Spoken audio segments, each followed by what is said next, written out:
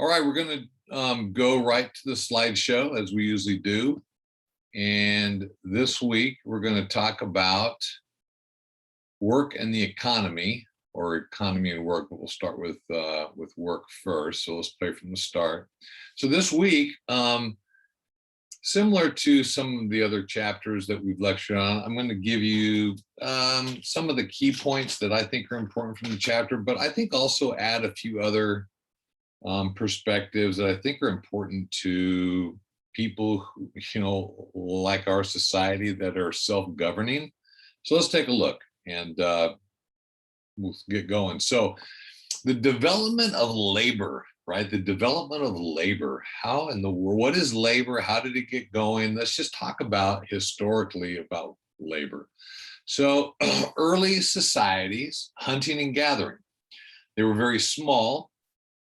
I think sometimes we paint these hunting and gathering societies as like this ideal utopian, they didn't have the pressures and troubles of real world that we're experiencing today. But I'll tell you, survival was tough. People starved to death. People were fighting and at war. It wasn't as kumbaya peaceful. You can kind of see this this little hut that's up on stilts, right? When I was in Scotland a couple of years ago, they called these things. It's kind of like they were called in Scotland. They were called cronogs, or in Europe they called them cronogs. Cronogs. You can find them in different parts of Europe. They were like yurts on stilts, and they were out on lakes, fairly close into the shore, but on the water, and they'd have like a bridge, and you could draw the bridge up, and a family of maybe 20 to 30 people would all live in this giant yurt on stilts, and a lot of bugs, a lot of infestations, everybody kind of living in really close quarters. And that was out on this water in case there were bands of raiders that would, instead of hunting and gathering like most, they would hunt and gather and pillage. And they would pillage from other people's small little villages. And of course, they'd have shoreline, maybe some shoreline hunting and gathering. And so, but when they were under attack, then they'd go into the yurt to defend themselves. So really interesting. And or the cronog, and you can search that, and they have lots of interesting websites about these things, and how they lived and what life was like. So if you're interested, there's again plenty of let your fingers do the walking through Google. But yeah, it was societies, once they started getting about 50 or 60, so many people, and they didn't have enough resources, so they would divide, and then they would split, or you got that many people, there'd be conflict and tension, so there'd be a split. A lot of times as well, family members, brothers, sisters, cousins would split, and then they'd war against each other. Think of your own family and the disputes that maybe you get into with your cousins, or your uncles get into it with their brothers, or, family feuds, right? And that would happen. And there'd be these clans or tribes, or, right, that would band together, right? So yeah, really interesting. This human experience of tribalism and balkanization and tension is part of the human condition. In fact, some of the historical, the historians would say that for the most part, when you think about humans at each other's throats, we're in a fairly peaceful period since the end of World War II, as far as human history goes. Okay, so hunting and gathering was about going out and foraging. It was about finding and harvesting what nature provided, whether it was fish or animals like deer or birds or berries or roots, right? It was whatever nature supplied, people would harvest, right? And then along comes this idea, or this invention, that or this discovery that, hey, we could pick these seeds we could put them in the ground and water them and they grow and we could harvest, right? And so humanity learned how to bend and use nature to our benefit by agriculture. And we had this agricultural revolution that lasted for hundreds and thousands of years, right? The Egyptians found waterways, the Romans built aqueducts, and for thousands of years we had this agricultural revolution, this agricultural period. And that was kind of like, okay, here we are, it's not going to get any better. And then you started developing these mercantile classes of like cottage industries of making wigs and clothing and furniture, mercantile spoons and flatware and things that people needed to use to make life a little bit easier. And then the Industrial Revolution came along. We've talked a little bit about that at the beginning of the term, and the invention of the cotton gin and mostly the steam engine. The steam engine provided power, so you no longer needed to use, as you can see, like down here, how this was a picture of maybe High Plains wheat farmers, say like up in the Sherman County, Wasco, Morrow area, Grass Valley. A team of mules or horses or oxen pulling a combine to do. I mean, so it was human power, and then horsepower, and then maybe wind power would maybe turn a millstone or people or animals, but then water wheels, but then the steam engine, and the steam engine was an amazing source of power. And then you could take the steam engine and you could put it on wheels and then lay out a track, and you could have a train and a railroad system and get people from point A to point B. Pretty crazy. And of course, then the combustion engine and airplanes and things like that. So the Industrial Revolution. And then, of course, post-industrial societies and the information age, right? And if you look at all of these things, right, you have people and societies that are exchanging the value. We have certain status, we have expectations of people. I teach, I work, I for COCC, for our state government, as a professor, and I exchange my teaching for money, that's that exchange of value. I used to work for a publishing company and I exchange value there, right? And it's work, and we socially construct what work looks like, right? How many hours a week, how many vacations, the pay, the benefits, all those things go into what we call labor, right?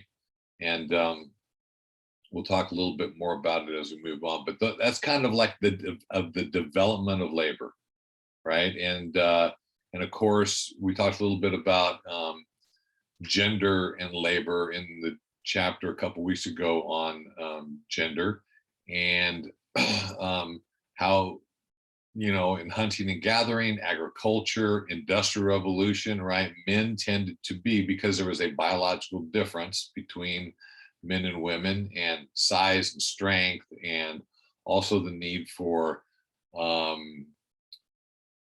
mothering, nurse feeding back in the, so you got these divisions of labor as well, right? Based on, but now in this post-industrial age, right, in this information age, those biological differences have been minimized, because you don't need the strength, the size. Childcare is different. We have technologies of bottle feeding, and there are fewer kids. And so yeah, it's very interesting. So a lot of developmental labor, you can read more about it, but that's just a general overview.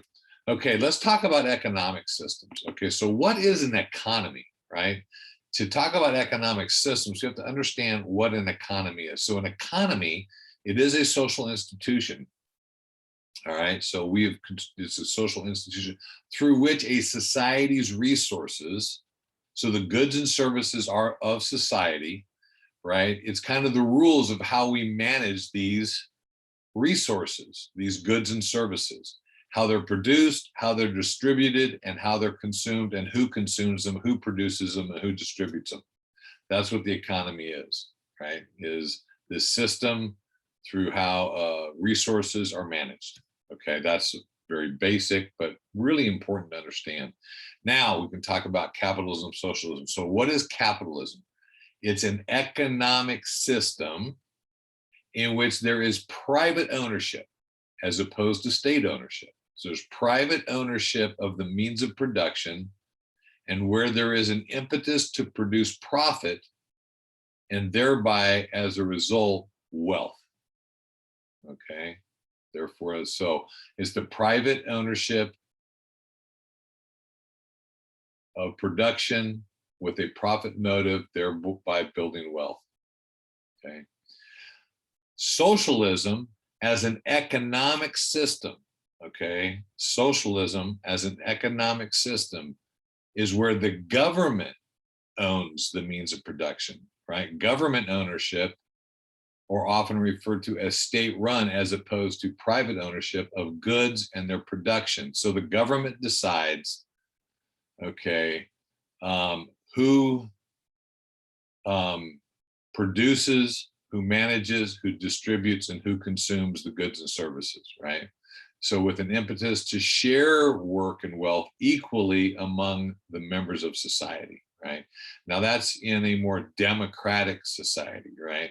So democratic socialism is, what it really means, no matter what you think it means or what people tell you it might mean, who are politicians that are trying to sell you and get your vote. Democratic socialism, right, is a socialist economic system. It's socialism as an economic system. That's the economic system. And democratic would be the government, form of government that runs the state-run economic system. Okay, and we'll talk about that in a little bit. So these are the definitions, kind of spend a little bit of time on it. That's a good thing. So it's a spectrum, right, between capitalism, there's no pure capitalist system today, and socialism. So far we can draw socialism up on the board and it still isn't quite there. So it's a spectrum, right? But there's a fulcrum, and I'll explain the fulcrum in a second. This little triangle is a fulcrum, right? Or a pivot point. So you have early on in the United States, you have what people call laissez-faire capitalism.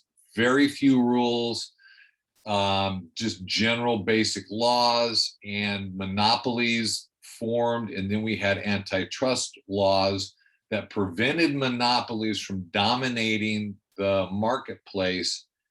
And what these monopolies would do is they would create a barrier to entry so there wouldn't be free competition. Okay, and so we broke up the monopolies and created what was considered or called a free market system, or free market capitalism. And free market capitalism is where you have this free exchange of value, right? You have a marketplace. People aren't forced to work. They're not forced to buy. They're not chosen. It's free. It's free to entry. There's very few or very low barriers to entry. Doesn't mean you don't have to work to get there and work to maintain and keep and compete, but it is what we ideally, this free market system or free market capitalism. And then you have what's called welfare capitalism. Welfare capitalism is kind of a free market capitalism, but we have safety nets. We have safety nets in the form of like Medicare, Medicaid, and the VA, which more than half of our country is on a government healthcare system. We have Social Security. That's part of welfare capitalism. We have welfare programs, housing programs, food stamps. All those things are like safety nets, right, in a what we call welfare capitalism. Okay. Then there's what they call state capitalism. And state capitalism means that the state still owns or manages or has such a tight grip on regulating the means of production that it's really socialism light. Okay, they call it, I don't know why they call it state capitalism. It should be called socialism light, but there's reasons why people use words, and anyway, there's reasons why people use words and choose words. So a lot of times there's this other concept called mixed economies. And what mixed economies means is kind of this vague term that sounds really good about, well, it's not the anti, bad, ugly socialism, communism, and it's not really the full-blown capitalism. It's this kind of catch-all friendly mixed economies. I personally kind of call BS out on that, because anytime you get kind of vague, feel-good words, it always seems like there's some hidden things in there that you have to watch out for.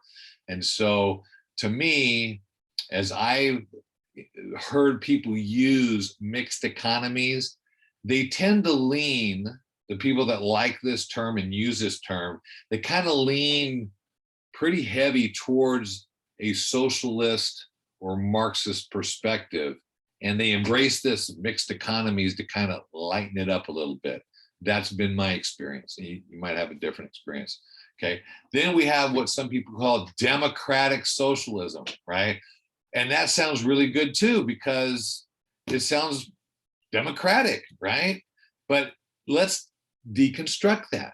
Democratic, that's the type of government, right? So that could mean a lot of different things, right? There's lots of different forms of democratic governments, but basically it's the people's government. People run the government. Doesn't necessarily mean pure democracy, but it could be representative, which usually most democratic societies today are some form of representative government. And the economic system is socialism, right? Which means it's government run. So socialism, democratic socialism, it's a government owned economic system. What kind of government? Democratic. Okay, so through representation and through the people, right? That is who owns the system of economics, and the government, through a democratic form of government, decides who gets to produce, who gets to manage, who gets the resources, who works, who gets. All those things are written out in rules, right? There's not much freedom in a democratic socialist country, right? Socialism doesn't have much freedom. It's all managed, right? And if you want the goodies of a socialist system, then you have to work, right? Okay.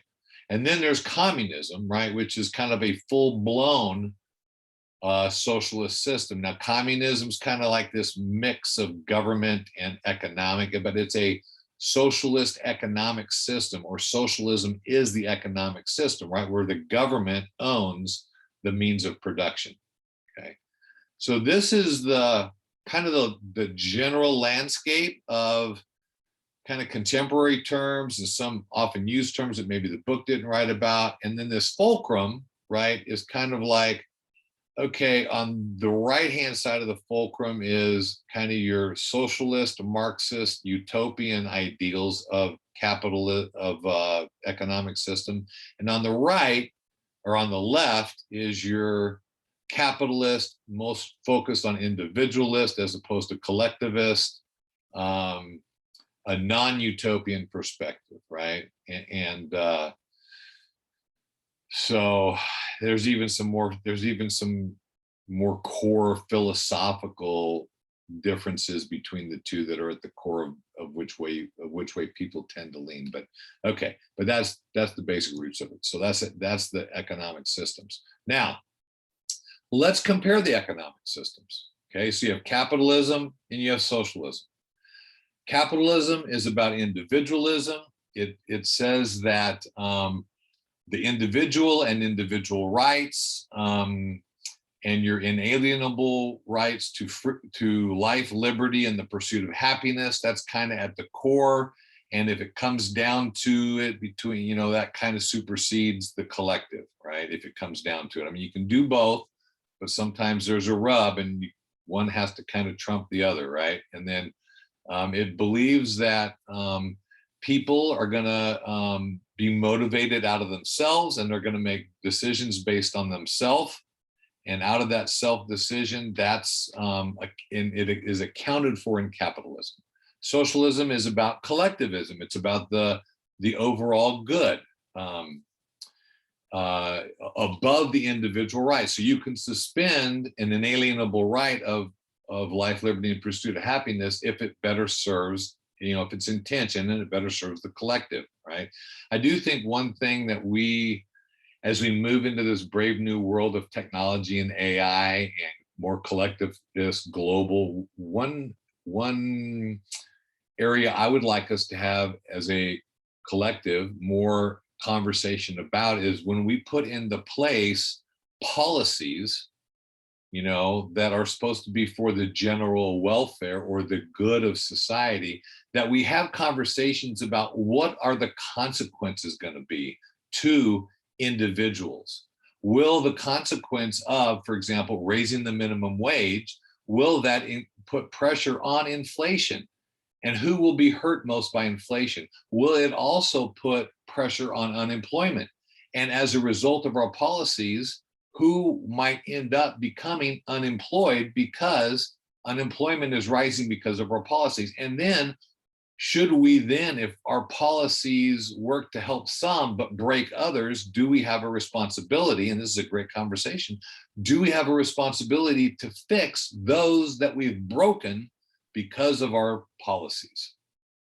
Okay, great conversation to have, I'll tell you that. Okay, capitalism, remember, private ownership of the means of production. Socialism, state or government ownership of the means of production. Pretty contrasting, right? Capitalism focuses on individual freedom, your freedom to succeed and your freedom to fail, right? Okay, socialism is focused on security, meeting your basic needs. And I put a little asterisk on there because it's like, in practice, does that happen? Is security met? And what does it mean that security, that's the promise, is it met? From a basic needs, we can even look at some of the welfare capitalist states, right? With say universal healthcare, like the UK or like Canada, and these some of the people there have 1 to 2 years of wait time to get say a joint replacement. They're walking around in pain with a cane or on crutches. So I don't know. It's worth a conversation at least, right? Capitalism provides greater economic inequality, right? So it provides greater overall economic prosperity, but there's a greater gap between the haves and the have-nots. Okay, and we've seen that when we talked on our chapter on stratification. We saw the growing gap of inequality of income and wealth, right? Socialism, greater economic equality, right? More people are equal. I put an asterisk by that because I had believed both of those, security and greater economic equality of socialism, for years. And then I said, I keep hearing this, but nobody's supporting. No, I hear these claims that these textbooks and other sociologists but nobody's supported that claim. So I went out and looked, and we'll look at that in a little bit, but I put an asterisk beside it because it's like, on the drawing board, yes. In practicality, so far, no. High standard of living for capitalism, lower standard of living for socialism. Now, the Nordics, Iceland, typically, sometimes Denmark is included, but definitely Sweden, Norway, and Finland, the Nordics are often called socialist countries. They do not have a socialist economic system. It is capitalist. So go do a Google search if you want, and ask Google, to list government-owned businesses in the U.S. and in Sweden, right? And you will find that, kind of compared to the U.S. and other capitalist countries, it's pretty similar, right? It's pretty similar. I know, like in Norway, the government tends to they own and highly heavy regulate and manage the oil industry. Not so in Sweden and Finland, but in Norway, and so that's Norway sees the resource of oil as a national ownership, right? So there is a government ownership of the oil. Sometimes countries that are capitalist but lean maybe to have some, so have like international, or I mean national airlines. Like smaller countries would have a national airline, or they'd do some serious funding, you know, some government funding of or support of the airlines or car companies. I know, like for example, not Saab. What's the other Nordic? Car company. Oh, they make a great car. I really like their cars. Not Saab. Saab is like, I think, Finland. This is yeah, it'll come to me anyway. So you know, and we subsidize companies as well, right? Sometimes we give them tax breaks. Sometimes we give them property tax breaks. We have favorable laws. So, but my point is, the Nordics are not. They are not a socialist economic system countries. They are not. Okay. So let's look and see how we do GDP per capita and what the Gini coefficient, if you remember from previous chapter, right? Gini coefficient says how much inequality. Okay. So let's look at capitalism.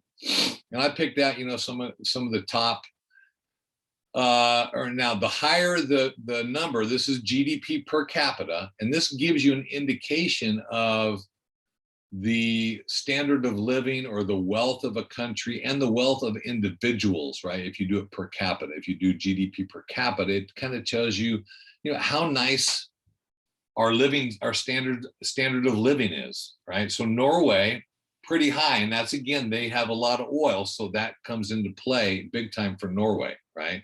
And they have a very low Gini coefficient, right? 26.8. And I think we're down around 41 right now, but when between 2008 and 2012, right, it was 47. So 45. Hong Kong was 45, but had an even higher Gini coefficient. Canada has a more equality, but has 38,000, so not quite as prosperous. Sweden, 37,000. So what is GDP?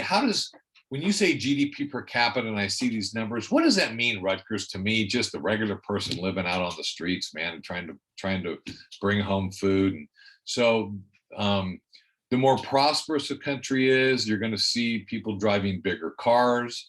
You're going to see people going on more elaborate vacations. You're going to see houses that are bigger, bathrooms that are bigger. If you go to some of the European countries, you know, the living quarters, you feel like you're on a cruise ship, you know, where you can barely, you know, it's like the bathroom's a shower, toilet, and sink all in one little 2x4 space or 3x4 foot space, right? People tend to rent as opposed to own. And those are some, you know, it'd be like Italy, France, Greece, places like that. So that's capitalism. Socialism, Venezuela. And you can look at the numbers there, the GDP per capita, right? Very poor, very poor. Cuba, very poor. Not a lot of automobiles, really old and small houses, lots of people living in the same house.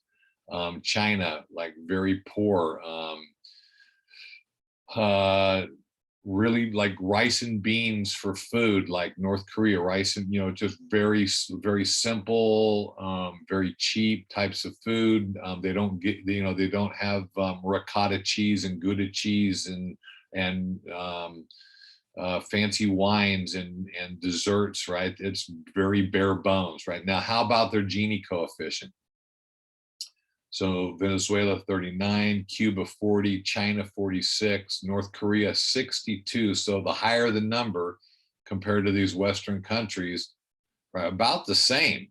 So you do have low lower standard of living, lower income, but you don't have, as the promise of socialism states in most textbooks, you don't have equality. We still have this great inequality, these high Gini coefficients. I went back to look for historical comparisons, and not much difference in 29 to 34 back in 1980 between the US and the USSR.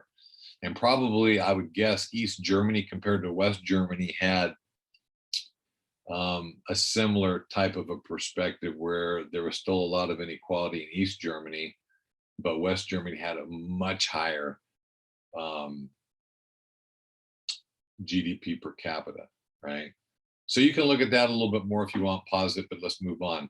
Now, here's what's interesting. A comparison in 2015 between North Korea and South Korea. Sometimes a picture is worth 1,000 words.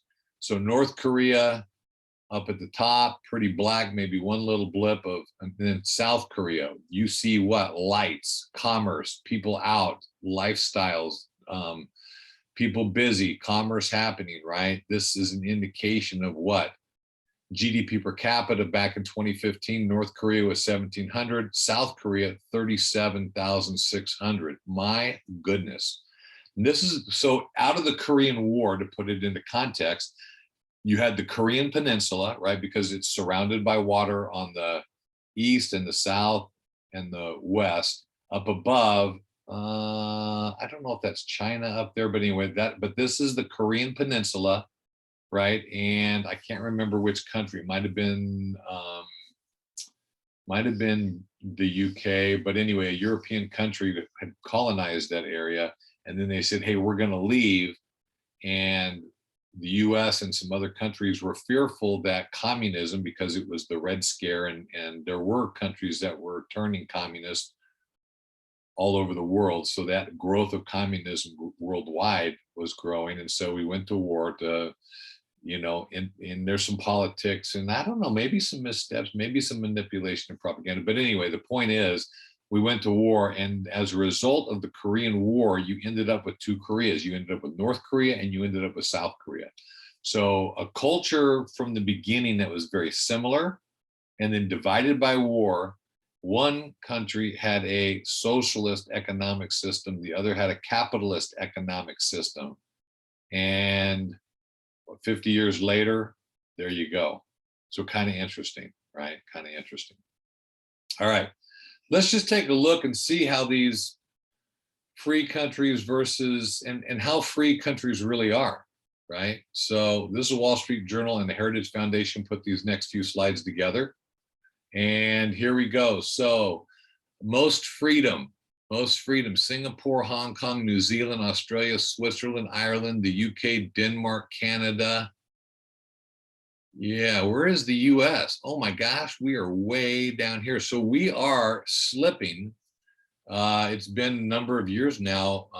We were in the top 10 for decades, and the last few years we have slipped out of the top 10 most free countries in the world. So we are losing our freedom. That's the trend anyway, according to this, in comparison to other countries, right? But it's really interesting to see the freedom score and the change in direction. And you can kind of look at that, right?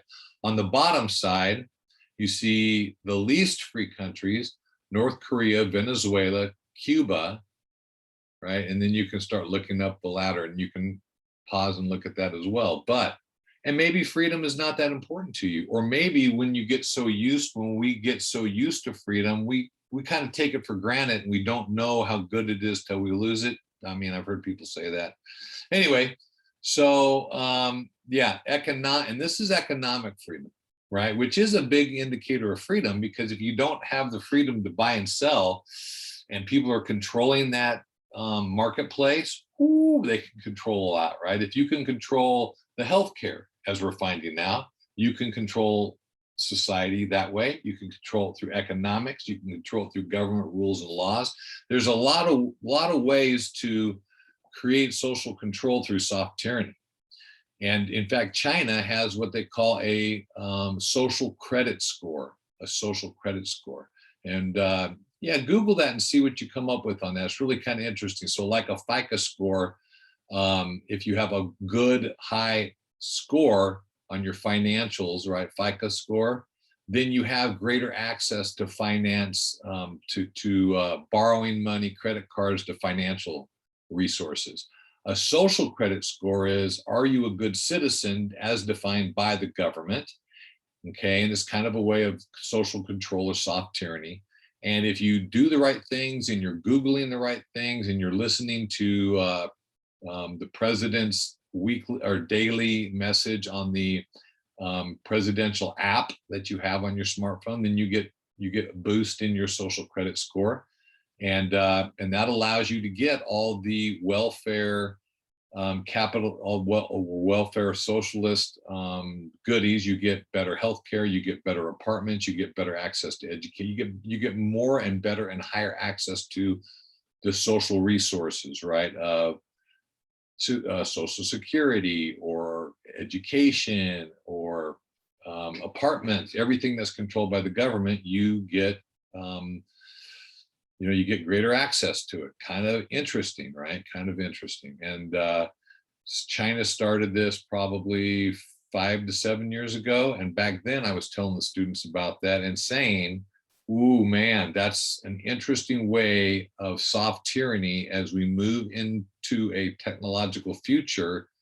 And if we as a country want, typically countries go towards social control. And so I think we'll probably start to see that here. Okay, so global food security, global food security. You can see that we're one of the best environments for global food security. The Western countries in the world tend to be the best for, excuse me, food security. Kind of interesting. And the US is ranked #1 on its overall score, right? Not that we don't have food deserts, not that we don't have, we're not a perfect score of 100, but if you really want to fight, if you're really an advocate for fighting against food deserts and starvation, especially water, you need to go overseas, right? Look at some of those red states in Africa. Okay, global health index. How healthy are we? Well, the United States ranked #1 out of 195 countries. And it was what they call an index score. You can see where it says 83.5, and you can kind of see it says index score. And so anytime you see index score, it means it's multiple ways of measuring combined into one. So what they did is, and this is our scores for the United States, but all the countries that participated, they said, how much does a country spend in preventative healthcare, detected healthcare? How responsive are we? How is the health of the country? What are the health norms? And then what are the health risks? And you put all these together and you get a index score. And our index score is 83.5. And you can see, if you stop this and look a little bit, where we do better and where we don't do as well, but we ranked first out of 195 for the health index in these areas. Okay, so kind of interesting. Okay, so real quick, work in the US. I won't spend too long on these because you can look in the textbook and get a lot of this, and I've got some other things I want to get to. So we are doing a lot of outsourcing, and so that means our jobs are going other places. And labor, right? And we're outsourcing it. Automation, it'll be interesting you can see some of the automation that's happening right now. Bank tellers, right? Going through ATM machines. When you go to some of the restaurants or like McDonald's and airports, right? You just tap in your order on a screen, you swipe your credit card or wave your credit card, and then they call your number and you pick it up, and a lot of automation. Polarization, right? And you can see that we've talked about balkanization, polarization, women in the workforce, right? And that's been kind of an interesting, we talked about that in gender, but what that looks like, right? And greater equality, immigration in the workforce, right? More immigration into this country, competition for jobs, going to create some tension, right? Because of the perception of conflict as you fight for scarce resources of jobs, education, government policies, money. Unemployment right now in this area, I'd say, we're in the middle of this, what at the end of this COVID, we've called the Great Resignation. People are self-selecting to take a break, maybe reevaluate. Okay, I want to touch a little bit on a couple areas I think would be good for you personally, right? Is to understand what a progressive tax system is. Okay, in general, it means that the more money you make, the higher percentage or higher tax bracket you go into. I think in our country right now, we're right around 37 or 38%, our highest tax bracket, and there's pressure to increase that. The first $10,000 roughly, you pay nothing. The next $10,000, you pay 15%. The next $10,000, you pay 25%. And finally, if you make 30,000 or more, you pay 35%. Now, if you make $50,000, you're not paying 35% on all $50,000, right? If you make 50,000 or you make 5 million or you make 50 million, your first 10,000, you pay nothing. Your next 10,000 on this chart, you pay 15%. On the next 10,000. So everybody pays the same on their first dollars that they make, whether it's the first 10,000, 20,000.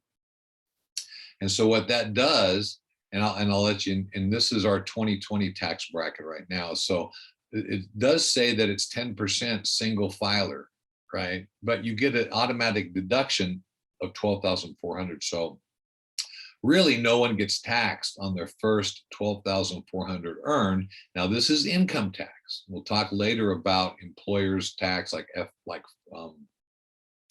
FIDC and things like that, right? And so I'll let you pause. There's heads of households, there's married filers. So I'll let you look at this all the way up to 37%, which is the peak. Now, this is marginal tax rate. So the blue is the stated taxes, right? And this would be your average tax rate because you have some deductions, and then you're not paying you're not paying the top percentage, right? Until you get to about right there, right? Until you get to the first 40,000, right? Then you don't get to that level because you've had benefits along the way. So, but it's pretty close, right? The other thing too is when you compare us to other countries, right? What you have to also consider and include is we have state income tax. Not every country has county or state or city income taxes. Some smaller countries in Europe, all they have is a national income tax, and that's it. Now they have what they call VAT taxes, which is like sales tax that are very high, like 15 to 30%, usually around 20 to 25%. And VAT means value added tax. Now it's already baked in to the, you don't bring a bottle of water up to the counter for $2 and pay $2.20 for it because they added tax. It's already baked into the price. So it's called a value added tax. And that's Europe, if you've been to Europe and some of the other countries around the world. So, but this is income tax. Okay, income and taxes by stratification. So let's take a look at, so here we are, we'll start to the left side. So blue is the share of adjusted gross income, the share. So if you're in the bottom 50% of income earners, your share of the income is 11%. So half the country earns only 11% of all the money that's earned. Okay, how much taxes do you pay? If you're in the bottom 50%, 2.8% of the total tax bill.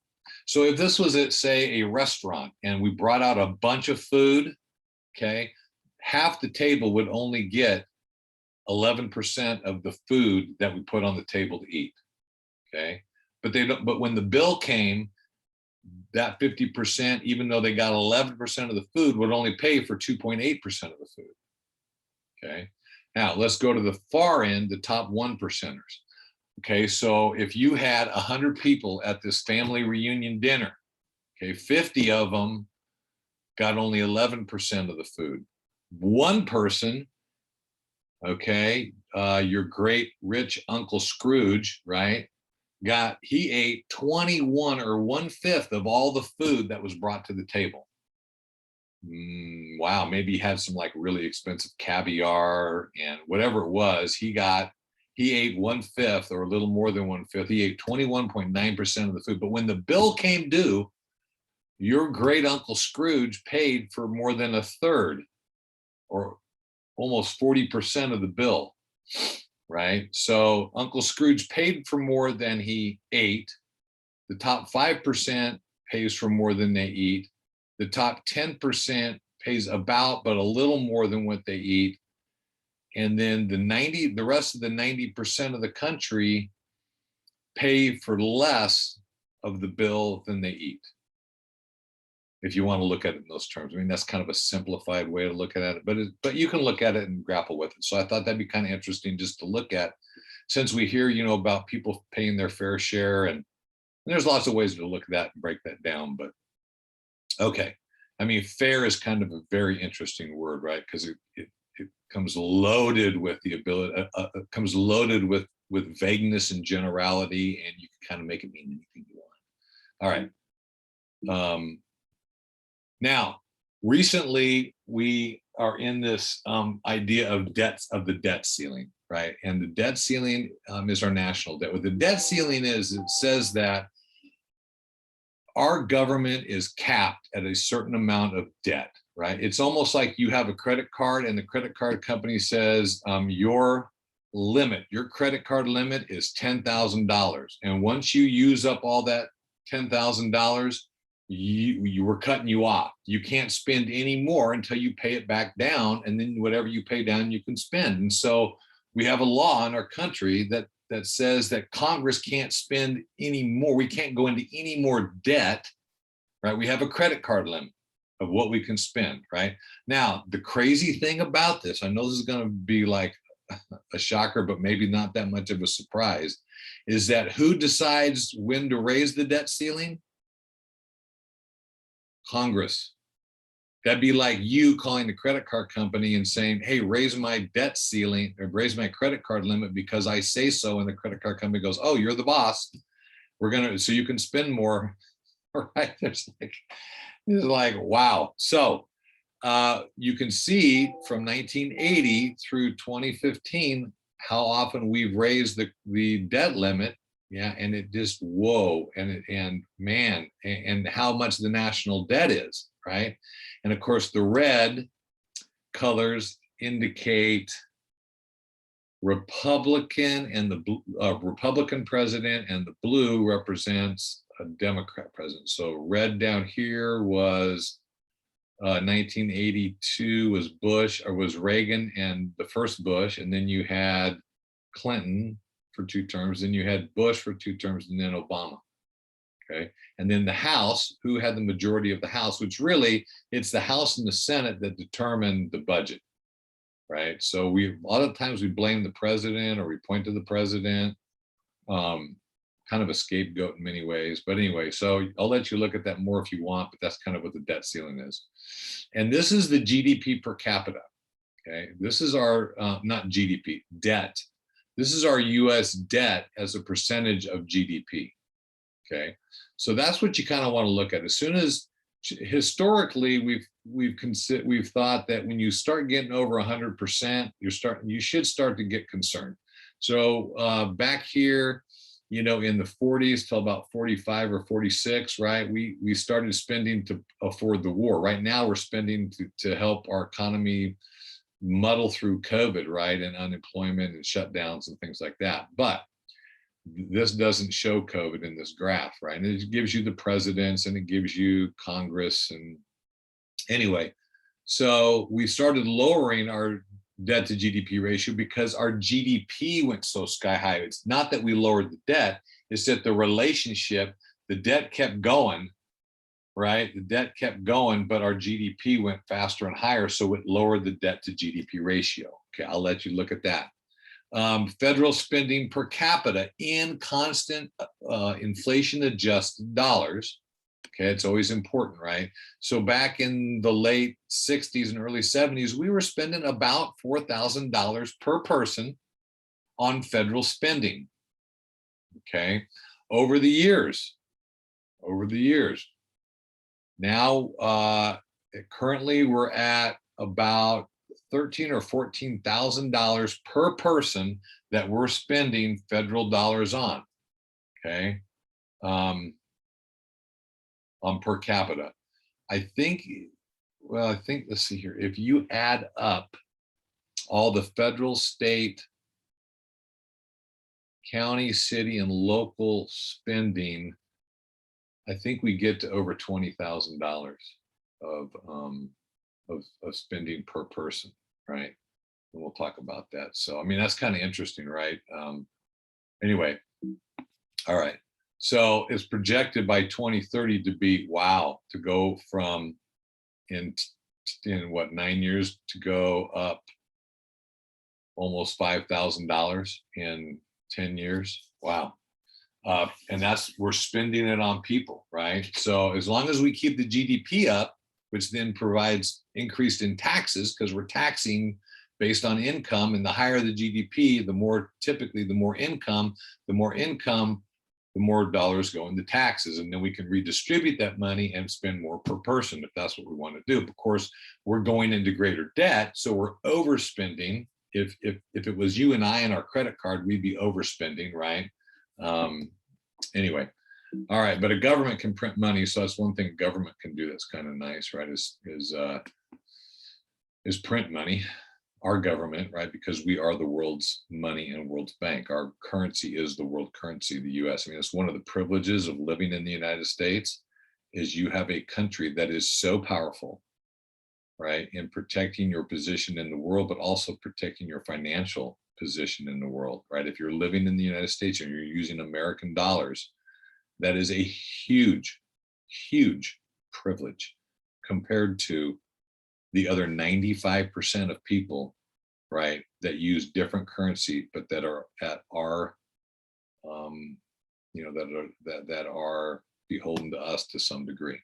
All right, federal spending. So, what are we spending all our money on?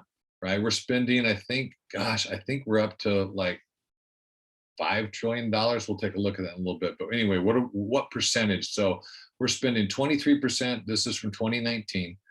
We're spending it on Social Security, Medicare, which is for elderly, Medicaid, and other subsidies, which is for impoverished, and other mandatory programs, which are welfare type programs, right? Which are welfare capitalist programs. So 23 plus 26 is 49. So about 60% of our budget goes to people that need a safety net, right? Whether you're old or young, or right. And then our non-defense discretionary spending is 15%, and our defensive discretionary spending is 15%. And then the interest we pay on the money we borrow takes up 8% of our, okay, so, but where are we getting the money from? That's good also. And we're not bringing in enough money to pay for all this, but these are percentages. So income tax, okay, through individual income tax, we collect about 50% of the budget. And then payroll tax, right? Now, half of payroll tax comes from you, and the other half comes from your employer. So when you are hired by somebody, you have to pay a tax to the government in order to hire and pay your employees, if you're an employer. If you're an employee, that gets taken out as part of your payroll tax, and part of that goes to Social Security, disability, things like that. And then corporate income tax right now in 2019 only accounts for about 7%, because there's what, 330 million people, 100 million households, right? And there's a lot less corporations. and I can't remember what their tax rate is. Their highest tax rate, I think, is around 24, 25%. And then we have excise, estate, and other, inheritance tax. So I'll let you look at that a little bit. Okay, so where's our, and then we do have debt of, I think we're fastly approaching like 30 trillion plus in debt. So we borrow money. Who do we borrow it from? In 1970, only 5% we borrowed from foreign people. In 1990, 19%. In 2011, almost half of our debt was borrowed from foreign countries, China being a big one. Now, that's not necessarily bad unless you are,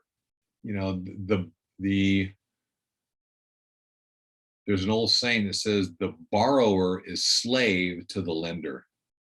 The bank or the person loaning the money has power over the person they're lending it to, or a government has power over another government. So if it's an adverse country, possibly like China, right, that has a little bit of power over us financially. So I'll let you think about that. I'll let you look at this on your own. This is percent of global GDP. So the United States, we peaked right after World War II at about 35% of the world's GDP, right? And we've come down to just about 19%. China, look at China. They were a dominant imperialist country. They went through some really tough times, but now they're on the rise, and their trajectory, kind of interesting. I'll let you look at that. Total federal spending. Okay, this is what we've been spending, and median household income. No wonder we're going into greater debt, right? It's pretty crazy. So I'll let you look at that as well. And that is kind of it. So thanks for bearing with me. Hope you learned a little bit. Hope that there was some good takeaways for you as a self-governing citizen. A lot of hard work of this great country. And not perfect, but maybe, right? If you are an involved, active, well-informed, self-governing citizen, we can do a better job. So that's my hope. I hope it's yours. See you next week.